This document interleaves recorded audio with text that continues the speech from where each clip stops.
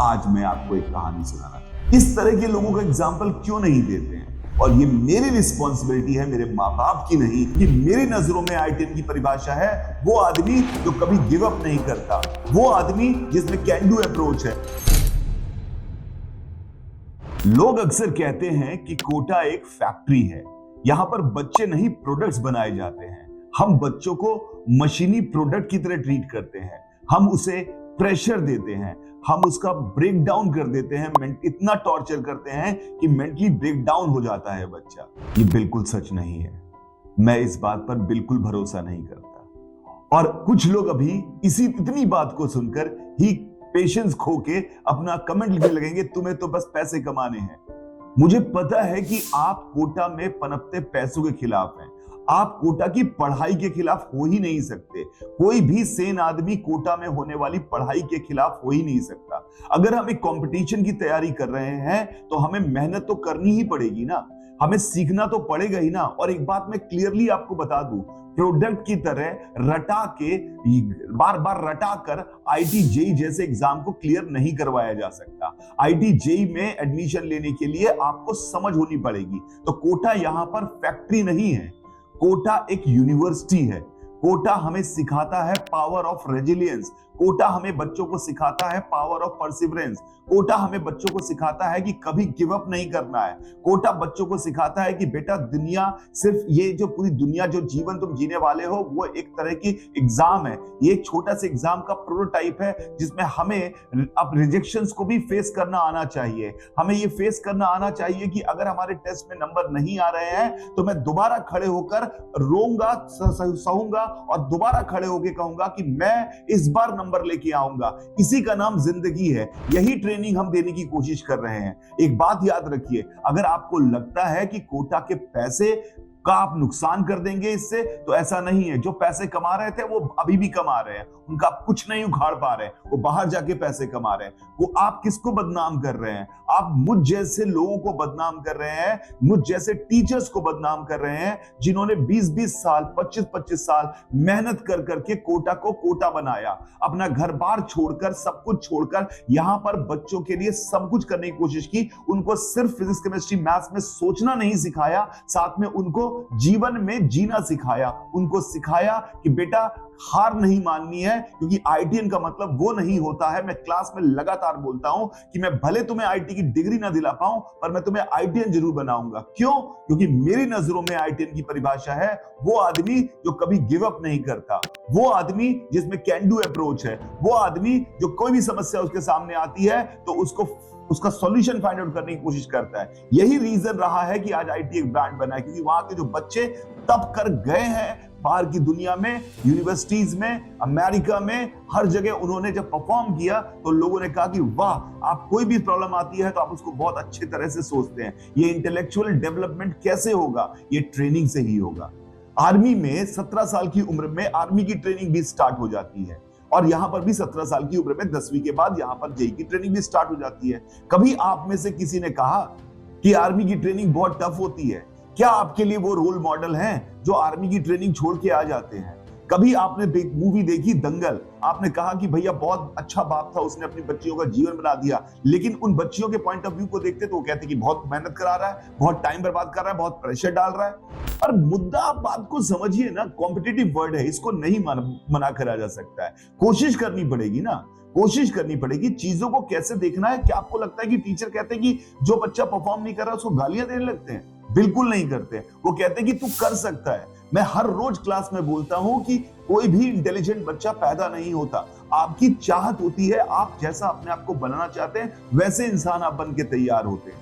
तो आपको क्या ये सिखाते हुए नहीं दिख रहा है? आपको बिना पेशेंस के, बिना इंफॉर्मेशन के किसी को ब्लेम नहीं करना चाहिए, क्योंकि आप उनका नुकसान नहीं पहुंचा पा रहे हैं जो पैसे बहुत ज्यादा बना रहे हैं, $1 बिलियन कंपनी बन रहे हैं, उनका अपने नुकसान पहुंचा रहे हैं। आप हमें हर्ट कर रहे हैं, हम जैसे टीचर्स को हर्ट कर रहे हैं जिन्होंने अपने खून पसीने से कोटा को सींचा है, हर बच्चे के लिए जान लगाई है, बच्चों को मोटिवेट किया है। क्या आपको लगता है मैं पक्का यकीन के साथ कह सकता हूं कि मेरे सारे बच्चे आईटी में नहीं जाते हैं, बहुत सारे बच्चे आईटी में जाते हैं। पर बहुत सारे बच्चे जो आईटी में नहीं जाते हैं तो क्या वो जिंदगी में कुछ कर नहीं पाते? ऐसा बिल्कुल भी नहीं है कि वो कुछ नहीं कर पाते। मैंने उनको सिखाया है, बेटा कोई बात नहीं, तुम आईटी में गए या नहीं गए, पर तुमने हिम्मत से काम किया, तुमने मेहनत से काम किया, तुमने कोशिश की और तुमने बहुत बढ़िया काम किया। अगर तुम इस तरह से कोशिश करते रहो तो तुम किसी आईटीएन से कम नहीं हो। ये बात याद रखना कि जीवन सिर्फ ये एक एग्जाम नहीं है, ये पूरा जीवन एक एग्जाम है जिसमें मल्टीपल जगहों पर मल्टीपल तरीके के रिजेक्शन झेलने पड़ेंगे। पर डरना नहीं, घबराना नहीं, पर काम करते रहना, क्योंकि अगर तुम काम करते रहोगे तो सक्सेस तुम्हारे पास जरूर आएगी। ये सिखाने की कोशिश करते हैं। गलत है ये सिखाना, गलत है कहना कि पढ़ाई मत करो बेटा, कोशिश करो, और अगर 2 घंटा पढ़ सकते हो तो 3 घंटा पढ़ो, क्योंकि तुम आए हो इसलिए ना, तुम यहाँ पढ़ने ही तो आए हो। तुम्हारा मेन काम क्या है? पढ़ना, और कोई काम तो है नहीं, तो पढ़ने की कोशिश करो। ये सिखाना गलत लगता है आपको? जिन लोगों ने अभी तक कमेंट कर दिया होगा कि क्योंकि उनको नफरत है, उनको नफरत किससे है? पैसे से। उनको नफरत है मोनोपोली से, और कई लोगों का प्रोपेगेंडा है, कई लोगों को लगता है कि इसको बदनाम करते हैं। मैं नहीं मानता। मुझे ये पता है कि मैं खुद अगर कोटा में पढ़ रहा होता तो मेरी रैंक आईटी में 368 की जगह 30 आती। मुझे ये पता है। और आप मुझे सोचते हैं कि तू भी पैसा कमाना चाहता है। अच्छा बताइए, आप अपने बच्चे को आईटीएन क्यों बनाना चाहते हैं? ताकि वो एक सिक्योर लाइफ जी पाए, अच्छे पैसे बना पाए। तो मैं अगर पैसा थोड़ा कमाना चाहता भी हूं, मान लो अंदर से चाहता भी हूं, तो क्या गलत करता हूं? मैं भी तो हूं आईटीएन, मैं भी तो 300 रैंक लेके आया था आईटी में। मैंने भी तो मेहनत की थी। मेरे भी तो इच्छा है कि मेरे माँ बाप को मैं अच्छे से पैसा दूं, मेरी पत्नी को मैं सारी सुविधाएं दूं, मेरे बच्चों को मैं सारी सुविधाएं दूं। इसलिए तो मेहनत की थी ना। तो गलत क्या है कि अगर मैं मन में थोड़ा सा सोचता भी हूं? टीचर का काम है बच्चों को पढ़ाना और उनको पढ़ाने के लिए मोटिवेट करना। कोटा ये करता है, ये पूरी ईमानदारी से करता है। इस बात को याद रखिए। इस बात मैं आज ऐसी बात ये क्यों कर रहा हूं? क्योंकि मैं इमोशनली बहुत भर गया, क्योंकि आप लोग हमेशा कोटा की उन कहानियों को सुनाते हैं जिन कहानियों को आपको लगता है कि कोटा को निगेटिव कहा जा सके। मैं उसमें अपना डेफिनेटली मानता हूं कि किसी के साथ बुरा हुआ तो वो मेरी गलती है। मैं एक रिस्पॉन्सिबिलिटी मोरली लेता हूं, मुझसे डायरेक्टली कनेक्टेड हो या ना हो, पर मैं मोरली रिस्पॉन्सिबल बनता हूं उस चीज के लिए, because I represent this city, I represent education of this city. But उन कहानियों का क्या? आपको लगता है कि इतने आईटीएन बने, बाकी का क्या हुआ? बाकियों की कहानियां जब बच्चे आते हैं कि सर मैं आईटी नहीं जा पाया, लेकिन आपने जो सिखाया था, कोटा ने जो मुझे तपाया था, उसके बाद मैंने मेहनत करना नहीं छोड़ा, फेलोर से घबराया नहीं, क्योंकि मैंने बार बार टेस्ट में फेल होने के बाद भी, टेस्ट में रिजल्ट ना आने के बाद भी मैं मेहनत करता रहा। भले मैं आईटी में नहीं जा पाया, मैं किसी इंजीनियरिंग कॉलेज में गया, पर मैंने हिम्मत नहीं हारी और उन्होंने जीवन में अच्छा किया है। पर आपको अच्छा किया हुआ दिखता नहीं होगा, उनकी कहानी सुनती नहीं होगी, क्योंकि कोई सुनाना नहीं चाहता। तो आज मैं आपको एक कहानी सुनाना चाहता हूं। आज मैं आपको एक कहानी सुनाना चाहता हूं एक बच्चे की, जो 2011 के आसपास मेरे से पढ़ता था। जब वो मुझसे पढ़ता था तो वो बहुत मेहनत करता था। उसके पिताजी फोर्स में थे, तो मेहनत करने से नहीं डरता था, क्योंकि उसके पिताजी ने ये इनकलकेट किया था, बेटा कि ट्रेनिंग बहुत अच्छे से करोगे तभी जीवन में सक्सेसफुल होगे। उसके पिताजी ने उसको सिखाया था कि मेहनत करने से ही चीजें हासिल। तो उस बच्चे ने मेहनत करने की, पर उसने पहले पढ़ाई अच्छे से नहीं, उसने मेहनत करने की कोशिश की, उसने बहुत कोशिश की, बहुत अच्छे से काम करने की कोशिश की।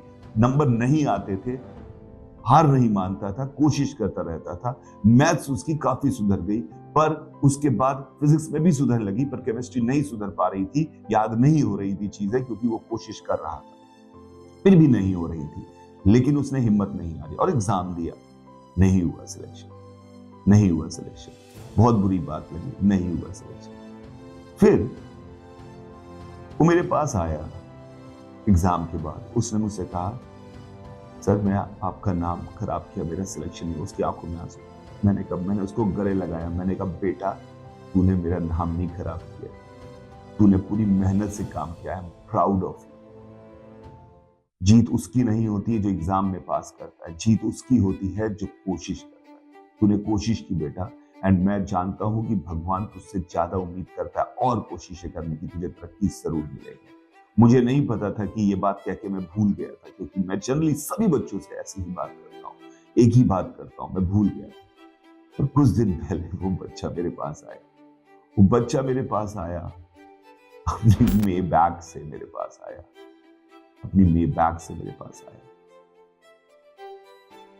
उसने मेरा एड्रेस भी गूगल पे, यूट्यूब पे मेरे वीडियो था घर का, तो उसको मेरा घर का पता था। मेरे घर आया और उसने मुझसे कहा, मैंने कहा पता नहीं कौन आया, मेरे सर करके मैंने बात की। उसने मुझे पैर छुए। उस बच्चे का नाम है इंद्रजीत। मैं उसका नाम बताता हूँ। वो बच्चा आज 2000 करोड़ की कंपनी का मालिक है। मुझे पता नहीं वो भी किस में, एडटेक में। उसने, उसकी स्टोरी बड़ी इंटरेस्टिंग। उसने मैथ्स को समझा कि मैथ्स उसकी सही हो गई है, मैथ्स का काम है।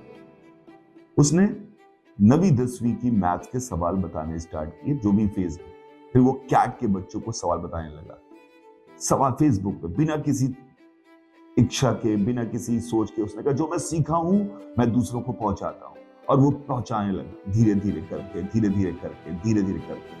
उसने बहुत सारे बच्चों को डाउट बताना स्टार्ट कर दिया। आके दिन भर पढ़ा रहता था, अपनी पढ़ाई करने के साथ साथ, अपनी कॉलेज की पढ़ाई के साथ, इंजीनियरिंग के साथ, ये दिन भर रात भर डाउट बताया करता था। और डाउट बताते बताते बताते कम्युनिटी बड़ी होती गई, बहुत बड़ी हो गई। इतनी बड़ी हो गई कि लोग उससे कह रहे कि हमें आप पढ़ाई दीजिए, हमें हेल्प कर दीजिए। और वो धीरे धीरे करते हुए कम्युनिटी इतनी बड़ी हो गई कि जब एडटेक का बूम आया, तो ये जिनको के पास फंडिंग आ गई, उन्होंने उसको किनारे अपना बैठा काम कर रहा था। उनको आए खरीदने की, आओ मैं तुम्हें 200 करोड़ रुपए में खरीद लूंगा, मैं 300 करोड़ में खरीद लूंगा।